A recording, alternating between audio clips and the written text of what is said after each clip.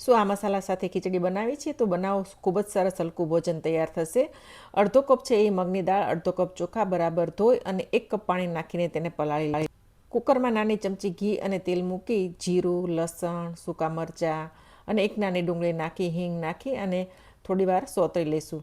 ત્યારબાદ 1 મિનિટ પછી થોડી હળદર અને નાખી હલાવી અને મનગમતા શાકભાજી એડ કરજો. મેં બટેટું, ફણસી, મકાઈના દાણા અને ગાજર આ બધું નાખી અને 1 મોટું ટમેટું નાખ્યું છે અને અડધો 1/4 કપ સિંગદાણાને પલાળીને રાખ્યા તે નાખ્યા છે. 8-10 મરી નાખ્યા છે. બહુ મસ્ત ટેસ્ટ આવશે.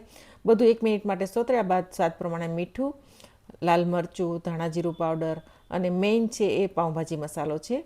ટ્રાય કરજો, ચોક્કસથી સરસ બને છે. બધાને 1 મિનિટ માટે સોતરી લો. મસાલા બરાબર સોતળ્યા પછી પલાળેલી ખીચડી અને બીજું 2.5 કપ ટોટલ 3.5 કપ પાણી નાખી ગેસની ફૂલ ફ્લેમ ઉપર 3 સીટી કરો. મસાલેદાર ખીચડી તૈયાર.